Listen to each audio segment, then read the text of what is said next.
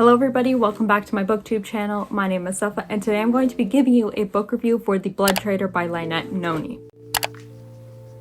So how I'm going to break down this video is I'm going to recap first the Gilded Cage and the basic things that happen in the end. Then I'll go into the next part discussing my general rating of the book, of The Blood Traitor, and then lastly I'll give you my spoiler-free and then spoiler-filled review. If you have not read the first two books, The Prison Healer or The Gilded Cage, I highly recommend clicking off this video because there will be spoilers, obviously, for those two books. So let's start. Recap of The Gilded Cage. Wow.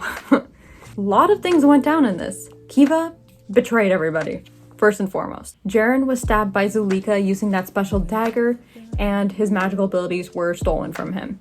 He was betrayed. He found out about Kiva's identity, that she was trying to sabotage him and his family this entire time. Other than that, Kaladin did know about it like a couple hours beforehand. However, he did not tell anybody. And then on the other hand, Kiva was sentenced to Zalendal prison by Zulika and Mirren herself. Everything is in a whole kerfuffle at this point. Nobody knows what's going on. Either way, the kingdom has been taken over because they have obtained the dagger and the book as well as the ring, which the monarch has. Now we will get into the ratings for this, The Blood Traitor. I rated it 5 out of 5 stars. It is incredible.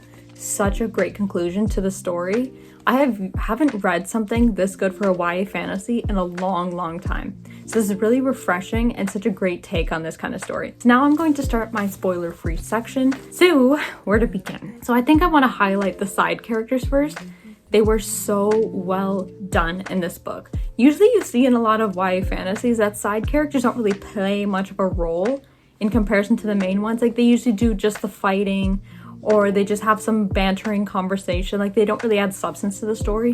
But the side characters in this book were incredibly well done. From the very beginning when Kiva was in Zalendal, you see from the get-go just how profound of an impact they leave on the main characters in helping propel the plot and also helping kind of solidify the main character's will to survive. You'll understand if you've read the book, but that's all I'm gonna say for now, is that they really helped Kiva in particular find a will to live and become stronger as a person. Another thing that I really enjoyed is that obviously, leaping off from the Gilded Cage, Kiva's a traitor, everybody has a conflict with her at this point. And what I liked is that tension and the angst and the conflict between her and everybody else was particularly drawn out in this book for good reason.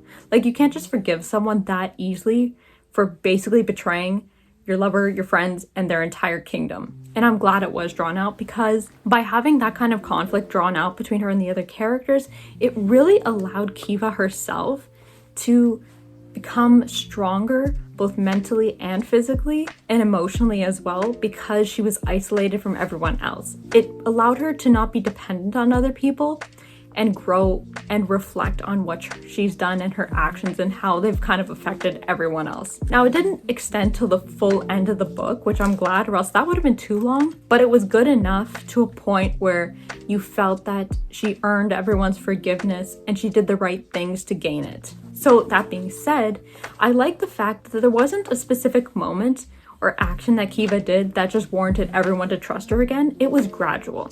And I think that's what's really profound about this book is that the message of healing is really great in a sense that healing is not something that can be immediately fixed. It is a journey. It is a process that takes a long time to heal, and kind of reflect and thinking about your actions really helps speeds up that kind of process. But other than that, we see a really emotionally taxing story in this. It is so hard because obviously her and Jaren are not in the best place right now. And it's so hard to witness conversations between her, Tip, Jaren, and like Nari and all these people who like she was the closest with. And watching them distance themselves from her and basically giving her these scathing comments was so hard considering everything she went through. I think the last thing I just want to mention about the spoiler-free section is how the ending was so well done. I loved, like I mentioned, the romance was slow burn. It wrapped up really nicely. Everything that they kind of speckled out throughout the first and second books involving characters, their goals, their dreams and wishes, that kind of thing, were done so well in the end, and we see a lot of full circle moments that we've been waiting to see forever. So that kind of concludes my spoiler-free review. Let's go into the spoiler-filled section now. So if you have not read it, this is where we end. Thank you for watching. Let's move on to the spoiler-filled section. So this is where I'm going to start my spoiler-filled section. So, where to begin? Like I said, 5 out of 5 stars, incredibly well done. From the get-go, from when Kiva was sent to Zalendov prison, to the time where at the end of the book, her powers were basically forsaken, it was incredibly well done. So from the beginning, the side characters, Cresta and Calden, stole the show. They really did. Cresta, I did not expect to see her in this book or have such a profound impact on Kiva and the plot itself, specifically Kiva. So she is single-handedly responsible and given praise for why Kiva survived that place. She gave her a reason to live. She basically told her, you know, you need to survive. There is a kingdom at stake. You can't be moping around here, drowning in your emotions and your feelings about how you betrayed everybody. You need to survive. And that's what I really loved about her character. She never babied her. She didn't coddle her. She told her what she needed to do to move on and to live the next day.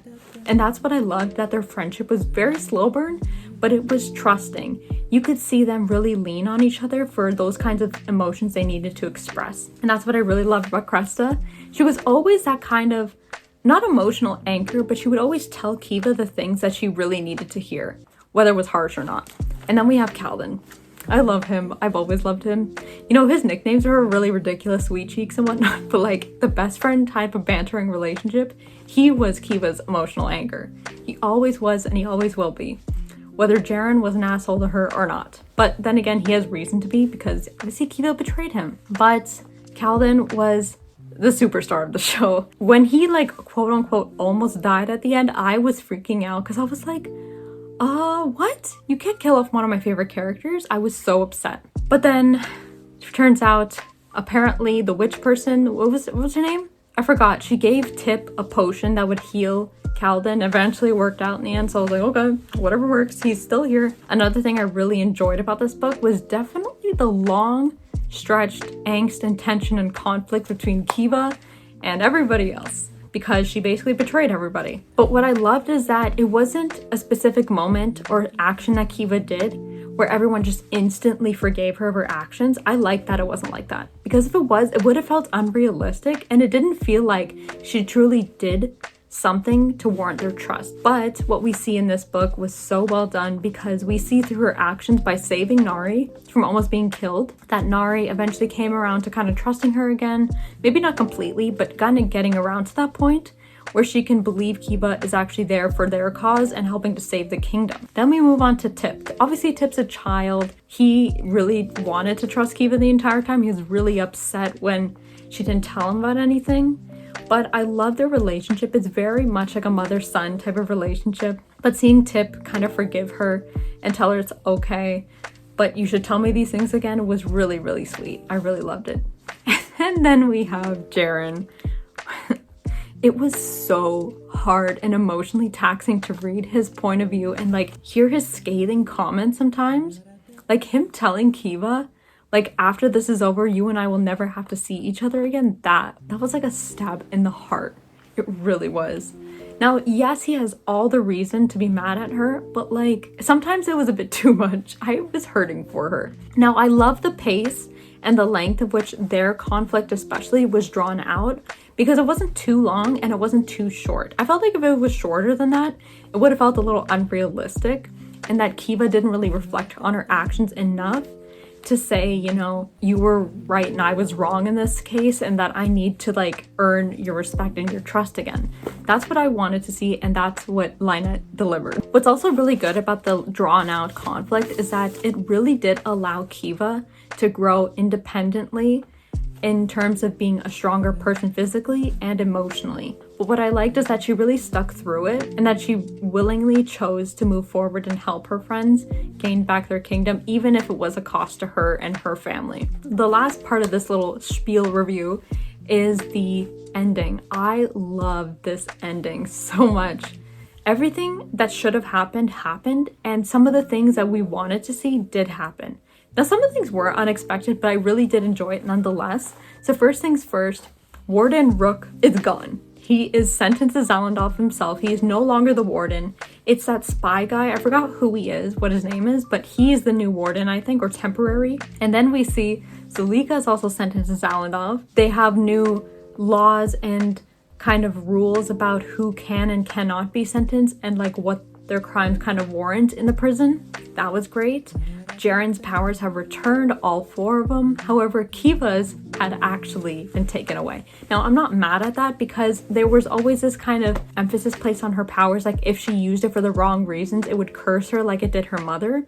And I'm glad that didn't happen, that it was actually taken away, because something that's so overpowered, like that power she had, like the healing and the destruction, is honestly too OP for one person. So I like that it was taken away. There has to be a balance in this world, and I'm glad it was given. Other things we saw is that, oh, Cresta is actually Navok's sister? Yes, and she killed him.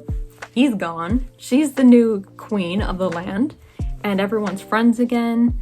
It's all working out. Her and Jaren have made up. Obviously, we see cute moments. Thank goodness they made up. Honestly, if they weren't, I'd be so upset. Oh, and then the final thing that happened is that Kiva finally is going to study at Silverthorn Academy to become the healer that she's always wanted. Now, that was something I was always hoping to see, and I'm so glad it happened. The one piece of criticism I would give this book is that there was no epilogue. Why isn't there an epilogue? But overall, such an incredible book. Thank you so much for watching this video. And if you want to see more book reviews on other books I read, definitely comment down below. Let me know which ones. And thank you so much for watching. I'll see you next time. Bye.